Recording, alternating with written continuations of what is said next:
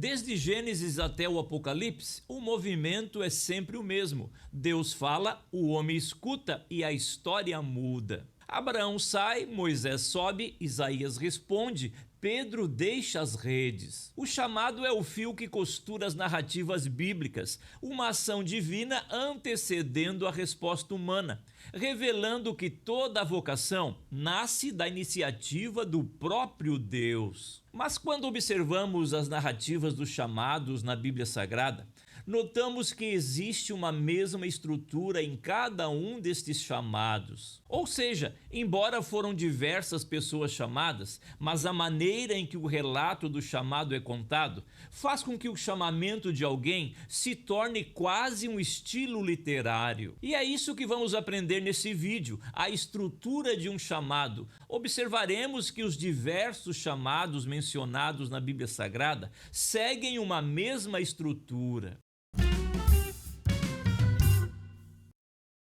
Olá, tudo bem com você? Sou Moisés Brasil e seja muito bem-vindo aqui no canal. Ao longo das páginas da Bíblia, encontramos inúmeros relatos de homens e mulheres cuja história mudou radicalmente a partir de um encontro transformador com Deus. Esses momentos não surgem do acaso, não são fruto apenas do desejo humano. São, antes de tudo, fruto de uma iniciativa divina, ou seja, é Deus que tem a iniciativa. A esse movimento de Deus em direção ao ser humano, interrompendo rotinas, ressignificando existências e oferecendo uma nova missão, damos o nome de chamado ou apenas chamamento. E compreender o que é um chamado é fundamental para entender a dinâmica do ministério bíblico. Não se trata apenas de assumir uma função religiosa, mas de responder ao convite do próprio Deus,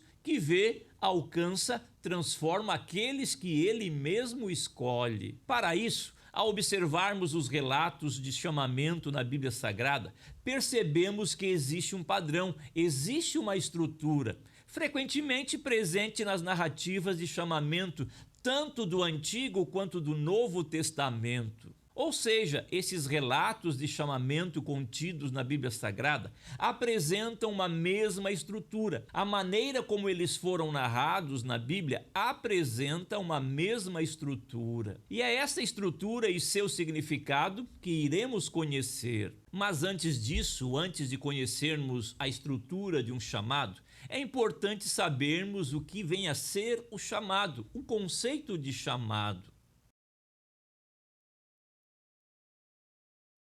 Como observamos desde Gênesis até o livro de Apocalipse, o último livro da Bíblia Sagrada, o movimento é sempre o mesmo. Deus fala, o homem escuta e a história muda. Abraão sai, Moisés sobe, Isaías responde, Pedro deixa as redes. E este chamado é o fio que costura as narrativas bíblicas, uma ação divina antecedendo a resposta humana.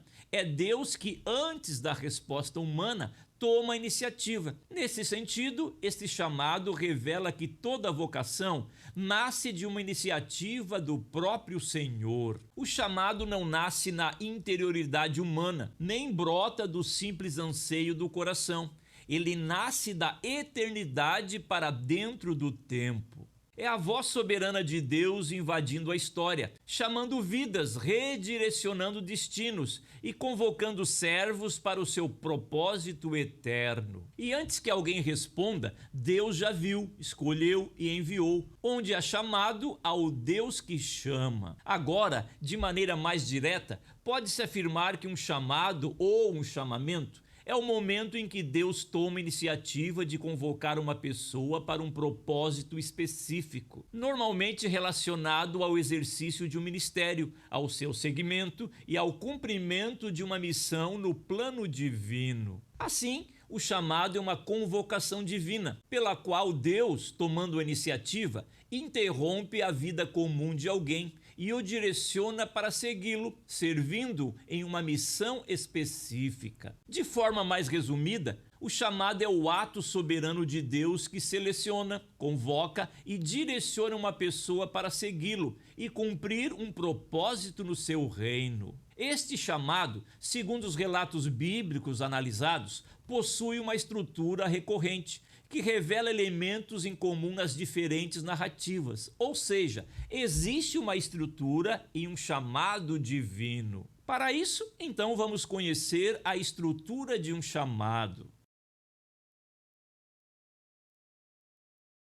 É muito comum na Bíblia Sagrada o relato de um chamado ou o relato de um chamamento. Ou seja, o momento em que uma pessoa foi chamada para exercer seu ministério. Os relatos de chamamento, tanto no Antigo como no Novo Testamento, apresentam semelhanças entre si. Em primeiro lugar, o que vai ser chamado é avistado. Ou seja, a pessoa que vai ser chamada, ela não vê quem vai o chamar, muito pelo contrário. A pessoa que vai ser chamada é vista por aquele que vai o chamar. Aquele que vai ser chamado é visto por alguém. Em segundo lugar, muito importante, quem é chamado está exercendo uma atividade. Notamos nos chamados bíblicos que quem vai ser chamado por alguém sempre está exercendo uma atividade. Dessa maneira, entendemos que Deus não chama quem está à toa. Deus chama quem está ocupado com alguma coisa. Em terceiro lugar, há uma ação de quem chama.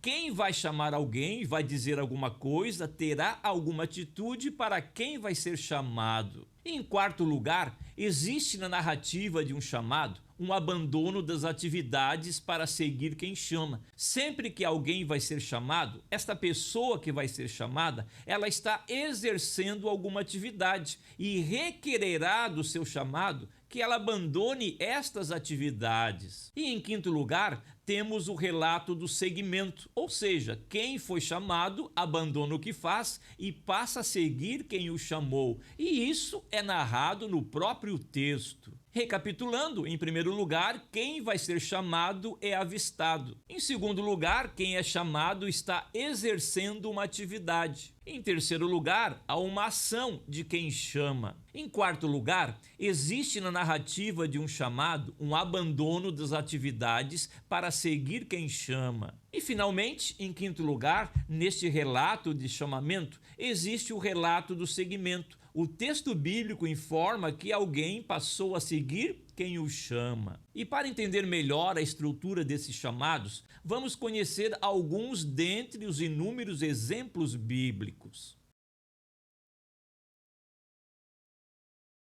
Um exemplo bem conhecido de chamamento contido nas páginas bíblicas é o chamamento entre Elias e Eliseu. O chamamento de Eliseu pelo profeta Elias apresenta as características, a estrutura de um chamamento. Em primeiro lugar, Elias é quem encontra Eliseu. O texto bíblico nos diz: e achou Elias a Eliseu. Em segundo lugar, Eliseu está exercendo uma função, que estava lavrando com 12 juntas de bois adiante dele. Em terceiro lugar, Elias lançou sua capa sobre Eliseu. Existe uma ação de Elias para com Eliseu. Em quarto lugar, existe o abandono, pois Eliseu deixou os bois e depois se despediu dos seus pais. E finalmente, em quinto lugar, o relato de seguimento. O texto bíblico nos diz que a partir disso, Eliseu seguia Elias e o servia. Um outro exemplo muito conhecido de chamamento contido agora no Novo Testamento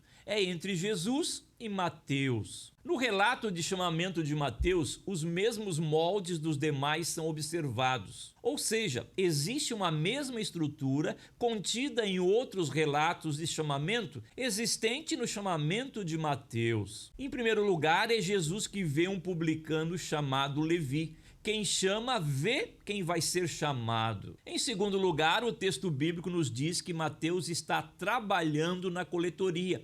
Quem é chamado sempre está exercendo alguma atividade. Em terceiro lugar, há uma ação de Jesus para com Mateus. Jesus diz: segue-me. Em quarto lugar, o abandono. O texto bíblico diz que Mateus deixou tudo. E finalmente, em quinto lugar, o relato do seguimento. A partir disso, levantou-se e o seguiu. Um outro exemplo bem interessante é entre Jesus e Paulo. Com ações semelhantes, ou seja, a mesma estrutura de chamado, A conversão de Saulo pode ser classificada como um relato de chamamento, pois observa os itens contidos nos demais relatos. Em primeiro lugar, a iniciativa parte de Jesus Cristo, fazendo com que um resplendor de luz do céu cercasse Saulo. É Jesus que vê Saulo primeiro. Em segundo lugar, Saulo estava exercendo uma atividade. Mesmo que perseguindo os crentes, ele tinha em suas mãos a autoridade para levar presos a Jerusalém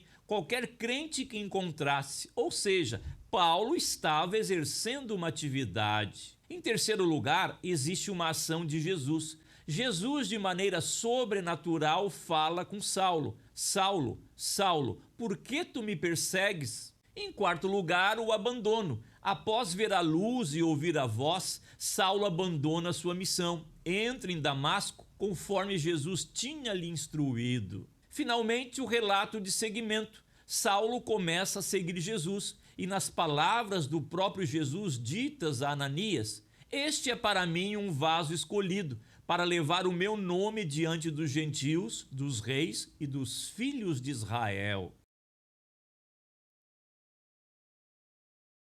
Diante dos relatos bíblicos observados, uma verdade se impõe com absoluta clareza. O chamado é sempre um movimento de Deus em direção ao ser humano. Ele vê, ele chama, ele interrompe, ele redireciona. O homem, por sua vez, responde, seja deixando bois, mesas de tributos, redes ou mesmo projetos pessoais. Em cada narrativa, fica evidente que o chamado não apenas altera a agenda, mas redefine a identidade, a missão e o lugar do indivíduo dentro da história da redenção. Ao olharmos para a estrutura do chamado nas Escrituras, somos convidados a duas atitudes: reconhecer a voz de quem chama e responder com obediência. Pois nenhum chamado termina no abandono de algo. Todo verdadeiro chamado culmina em seguimento, seguir o Deus que chama. Essa é e sempre será a essência do verdadeiro chamado bíblico. E se você quiser ter em mãos o texto completo deste vídeo, basta tornar-se membro do canal. Logo aqui abaixo do vídeo tem o botão Seja Membro. Clique nesse botão e veja as opções de assinatura. Muito obrigado por sua preciosa audiência, um abraço e até o próximo vídeo.